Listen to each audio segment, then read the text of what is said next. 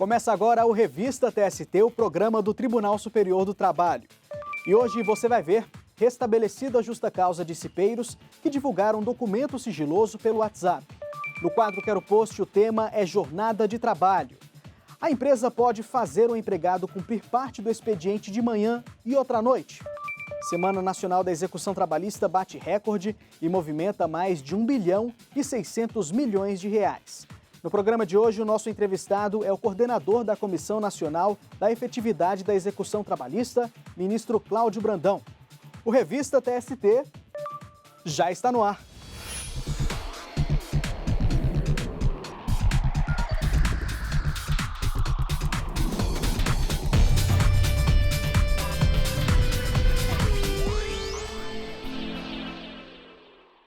A gente começa trazendo um caso julgado pela Seção 2 de Dissídios Individuais do TST e quem acompanhou os trabalhos por lá foi o repórter Rafael Oliveira.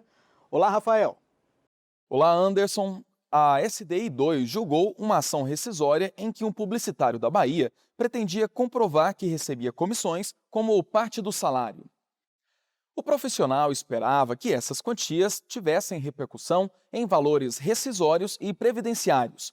Ele alegou que trabalhou como atendente comercial na LC Comunicação Visual por 6 anos até ser demitido sem justa causa.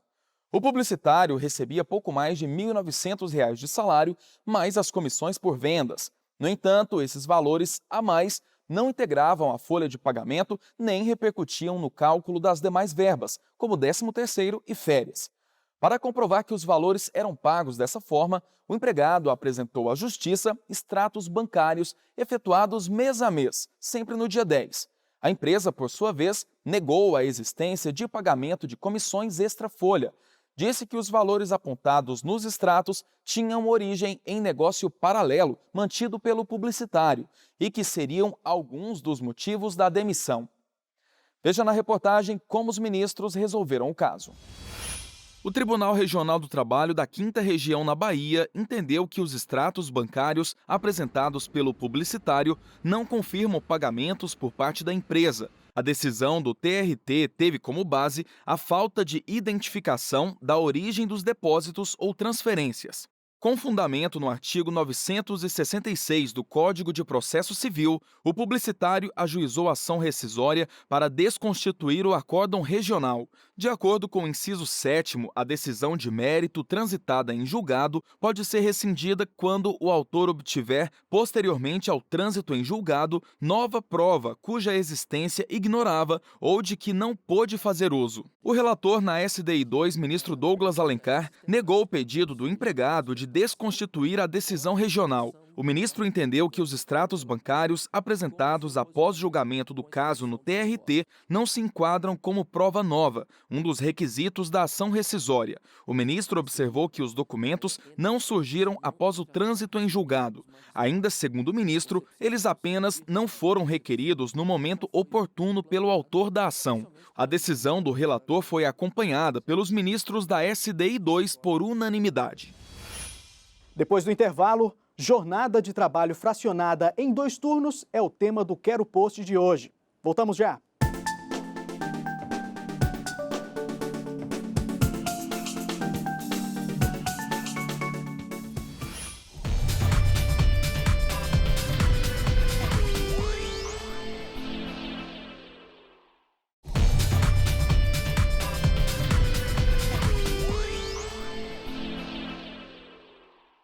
O Revista TST está de volta e vamos fazer um giro para ver alguns casos julgados pelas turmas do TST.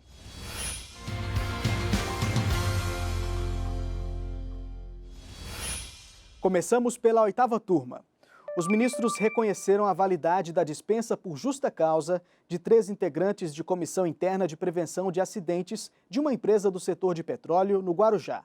Eles foram desligados porque divulgaram um documento sigiloso pelo WhatsApp.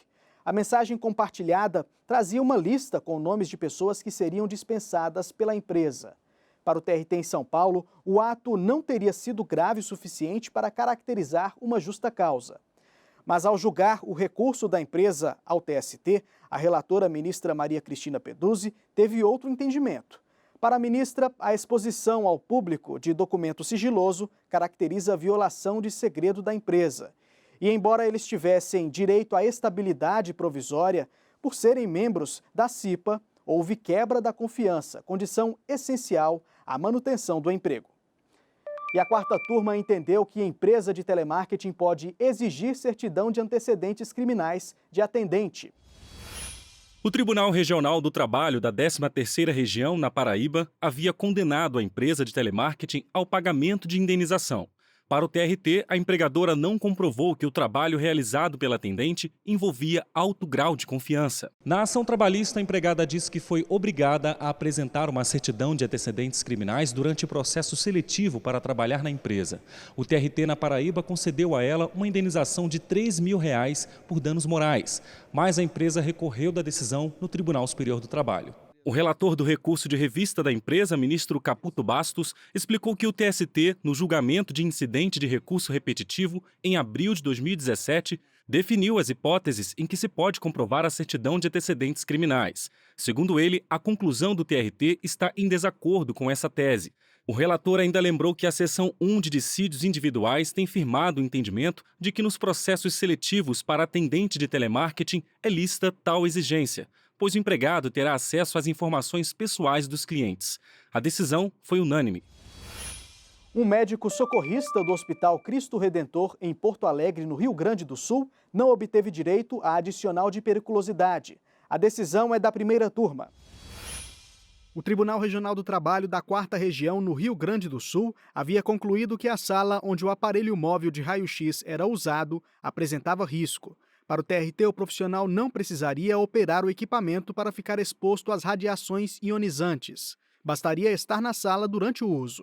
Mas o relator do recurso na primeira turma do TST, ministro Valmir Oliveira da Costa, citou precedente jurídico recente, firmado pela seção 1 de dissídios individuais em agosto deste ano. Segundo o entendimento fixado pela SDI 1, não é devido adicional de periculosidade a trabalhador que, sem operar o equipamento móvel de raio-x, permaneça nas áreas de uso. A turma seguiu o voto do relator. Dessa forma, o médico socorrista não terá direito ao adicional. Encerramos o giro de notícias com o julgamento da 7ª turma.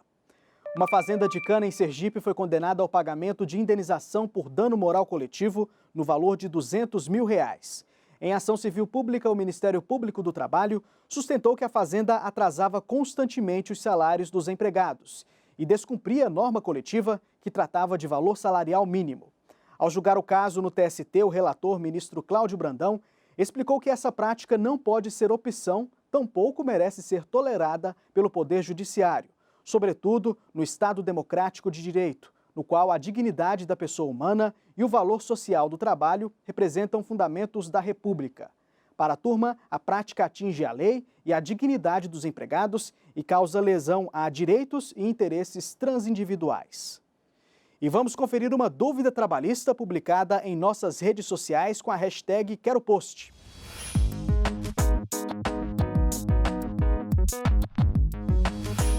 E a pergunta que chegou para a gente pelo nosso canal no YouTube com a hashtag QueroPost é da Johanna Barbalho.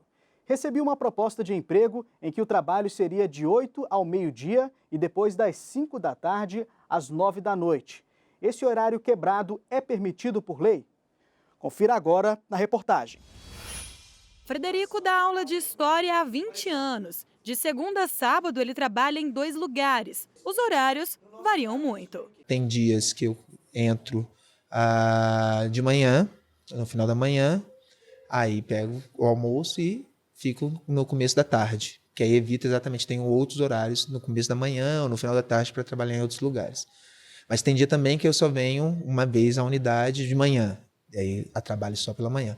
Ou venho só à tarde ou à noite e trabalho só ou à tarde ou à noite. No começo não foi fácil, mas com o tempo tudo se encaixou. Quem está começando a profissão de professor, ele tem muita dificuldade de montar essa grade, porque você não é algo comum, não é algo usual.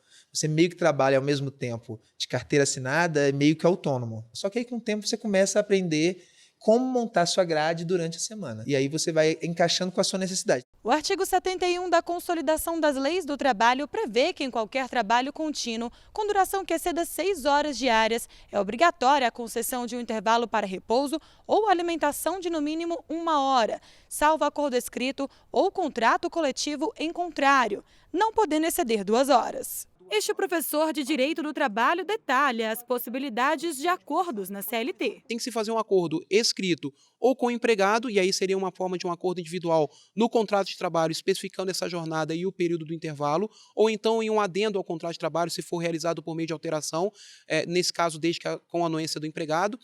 E também é permitido que esse intervalo esteja mais alongado quando nós temos previsão em contratos coletivos do trabalho, ou seja, acordo coletivo ou convenções coletivas. Ele esclarece ainda que, apesar de não ser comum esse tipo de jornada, algumas profissões prevêem essa possibilidade. Em alguns casos, como por exemplo motoristas rodoviários, em que ele pode passar um tempo a mais realizando o seu descanso, então para o motorista rodoviário, e também para o cargo de professores, né? Os professores também podem ter um intervalo entre a jornada mais alongado. E o professor alerta, ao receber propostas de emprego com intervalos intra-jornada maiores que 2 horas, é bom ficar atento. O importante é verificar, primeiro, se tem a previsão legal de forma escrita em acordo coletivo ou em contrato individual de trabalho.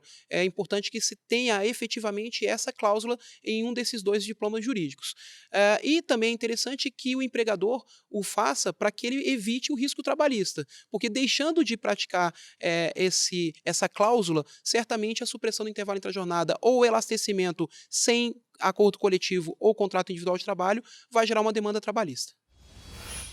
E no próximo bloco, uma entrevista com o ministro do TST, Cláudio Brandão, sobre os resultados da 9ª Semana Nacional da Execução Trabalhista.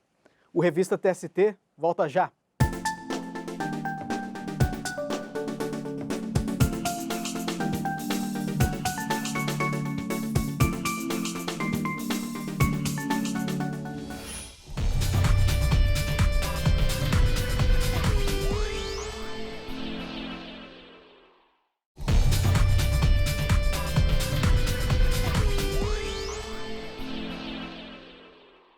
Estamos de volta com Revista TST e hoje eu recebo aqui no estúdio o coordenador da Comissão Nacional da Efetividade da Execução Trabalhista, ministro Cláudio Brandão. Nós vamos falar sobre os resultados da 9ª Semana Nacional da Execução Trabalhista que ocorreu em todo o país. Muito obrigado pela presença, ministro. É um prazer estar aqui novamente. Ministro, a 9ª Semana Nacional da Execução Trabalhista movimentou mais de 1 bilhão e 600 milhões de reais. A que podemos atribuir isso? Veja, em primeiro lugar, é fruto da experiência acumulada das semanas anteriores. Esta é a 9ª edição da semana e, durante esse período, iniciativas de sucesso que foram implementadas nas edições anteriores foram repetidas. E, evidentemente, a experiência acumulada permitiu também corrigir eventuais equívocos, eventuais falhas nos procedimentos, e também porque este ano nós passamos a computar, entre os dados da Semana Nacional de Execução, o valor dos bens que foram movimentados mediante a apreensão. Não apenas a expropriação, mas também os bens que foram apreendidos durante a Semana de Execução. Então, tudo isso refletiu num resultado extremamente positivo, que foi esse valor já movimentado de 1 bilhão e 600 milhões de reais, o que revela a participação efetiva também, o engajamento também de todos os tribunais, todos os magistrados, todos os servidores. Então, eu diria que o resultado é fruto de um conjunto de ações, de um conjunto de iniciativas e também da participação efetiva de juízes e tribunais no sentido de alcançar o resultado que se procurava atingir. E além de todo o esforço aí dos TRTs na movimentação de valores, também pode ser atribuído a inclusão de valores decorrentes de imposto de renda, INSS, liberação de alvarás? Sim, esse ano nós implementamos um novo glossário para facilitar as informações que seriam prestadas pelos tribunais e os campos das informações também foi aumentado, também foi ampliado. Ou seja, valores que não eram incluídos em edições anteriores, este ano passaram a constar do banco de dados para efeito de informações de valores movimentados na semana. É importante também ressaltar que a semana de execução movimenta valores que são decorrentes da arrecadação de tributos, isto é, repasse direto dos valores para os cofres da Fazenda Pública da União, que também é um lado positivo a ser ressaltado na semana de execução. Inclusive, a semana foi encerrada com a realização de uma audiência de conciliação no TRT da 21ª Região, que resultou aí num acordo milionário. Explica pra gente esse caso, ministro. Sim, durante a semana nós tivemos 2 eventos muito interessantes. Por coincidência, um na abertura e outro no encerramento da semana. O primeiro deles, no Tribunal da 24ª Região, Mato Grosso do Sul, na cidade de Campo Grande, em que participei da cerimônia de assinatura da ata de homologação de um acordo que envolveu 1.400 processos em execução e também na fase de conhecimento, ou seja, um acordo global de processos que estava em andamento contra um grupo empresarial. Esses processos alcançaram 5.000 trabalhadores e o valor fixado, arbitrado em 153 milhões de reais.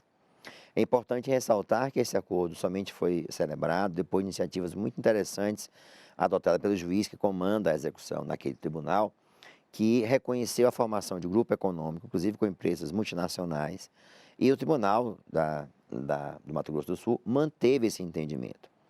O que resultou, portanto, na possibilidade que fossem resolvidos todos esses processos. E um ponto também a ser destacado é porque o valor já se encontra garantido mediante fiança bancária da ordem de quase 200 milhões de reais. Então, de fato, foi um acordo muito interessante. E é interessante também destacar um fato importante neste acordo, foi a cooperação judiciária inédita entre a Justiça Federal, Estadual e do Trabalho. Na audiência, inclusive, participou o juiz federal que comanda os processos de débitos tributários dessa empresa e o valor expressivo, 51 milhões de reais, o valor total do acordo, representou não apenas a quitação de todos os processos trabalhistas da ordem de 24 milhões de reais, incluindo o valor pago aos reclamantes e parcela previdenciária decorrente desses processos, como também um valor expressivo destinado à Justiça Estadual, à Justiça Federal para quitação de débitos federais, estaduais e também até municipais de um mesmo grupo econômico. Portanto, foi um acordo bem interessante também sobre esse aspecto. Isso mostra que mesmo durante a execução é possível conciliar. Sim, eu sempre digo, menciono uma frase nessa semana que eu repito a cada ano, mas que expressa exatamente a atuação dos núcleos que atuam na execução. Nós temos 2 tipos de devedor na execução. Aquele que por alguma razão quer pagar, diante de um insucesso de sua empresa, está com dificuldades na execução, para estes o juiz abre as portas das varas do trabalho exatamente para permitir que haja possibilidade de conciliação. Houve audiências no Brasil inteiro, inclusive algumas delas realizadas com o apoio do Sejusc, mediante uma colaboração entre a Central de Execução e o Sejusc para viabilizar acordos em processos de execução. Mas também há outro tipo de devedor, que é aquele que, lamentavelmente, tenta ocultar o seu patrimônio e, de alguma forma, retardar a ação da Justiça do Trabalho. Neste caso, nós realizamos outro tipo de atitude, temos em relação a isso outro tipo de atitude e realizamos outro tipo de iniciativa. Não há mais a conciliação, mas tão somente nós fazemos para esse tipo de devedor ações de constrição patrimonial, apreensão de bens, leilões dos bens apreendidos, exatamente para viabilizar a quitação dos processos. Então, o devedor que quer pagar, para ele a conciliação. O devedor que insiste em não cumprir a decisão e não procura resolver a decisão de uma outra forma, para este, digamos assim, o peso da ação da justiça na execução. Durante a semana houve o lançamento de algumas ferramentas que vão auxiliar magistrados na pesquisa patrimonial. Quais são elas e como vão funcionar, ministro? Veja, nós tivemos 2 produtos lançados na semana de execução. Um trabalho realizado pela Comissão de Execução e também pelo LAB, JT. O primeiro deles, a coordenação coube à juíza Nayana, que é coordenadora executiva da comissão, e foi a elaboração do chamado Manual do Gestor. E também uns manuais explicativos, resumidos, de algumas das ferramentas utilizadas na execução. Esse Manual do Gestor procura facilitar a atuação do gestor da execução no tribunal e também fornecer a cada magistrado e ao servidor que atua na execução as principais informações relacionadas à comissão de execução, à regulamentação da atuação da comissão de execução, como atuam também os núcleos de pesquisa patrimonial e ferramentas outras de execução. Esse manual do gestor foi acompanhado de uns folhetos explicativos de informações básicas sobre cada uma das ferramentas que ele utiliza na execução. É um guia rápido de consulta que ele pode se valer, está disponibilizado na intranet, nas diversas varas do Brasil, de maneira que o juiz possa ter acesso, e não apenas ele, mas o servidor, como uma ferramenta de consulta rápida para as informações básicas. O outro produto que foi lançado foram 4 aplicativos desenvolvidos pelo LAB, para facilitar a atuação do juiz na pesquisa de dados de grande volume na execução. Utilizando ferramentas específicas para isso, foram criados 4 módulos que objetivam produzir relatórios gerenciais e relatórios a partir de bancos de dados que são fornecidos, informações que são obtidas em grande volume, que dificultavam muito a pesquisa por parte do juiz. Então, o objetivo foi fornecer elementos de consulta e pesquisa para racionalizar a atuação do juiz quando ele vai manusear dados em grande volume. De fato, ambas vão facilitar muito a atividade do juiz na execução e também para os servidores que atuam nos núcleos de execução e também nas varas. O volume de recursos movimentados trará algum benefício para a economia do país? Sem dúvida que sim, porque todo este dinheiro, ele fica em regra no local onde o empregado trabalha, onde o empregado vive.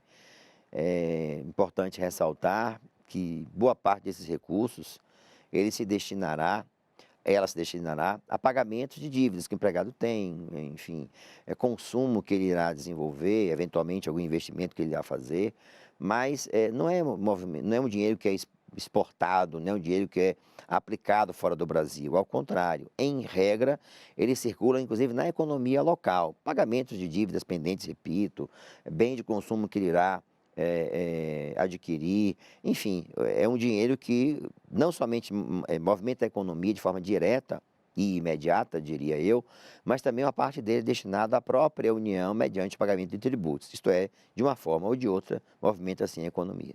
O que acontece após o encerramento da Semana Nacional de Execução? As execuções trabalhistas seguem ocorrendo? É possível aí contestar os valores definidos? É interessante também essa pergunta, porque muita gente pensa que a execução somente acontece nessa semana. Na verdade, a semana foi criada em 2011, ela tem como atuação institucional a movimentação exatamente em torno da execução trabalhista. E ela sempre se realiza na 3ª semana de setembro. Mas as execuções continuam sendo realizadas durante todo o período do ano.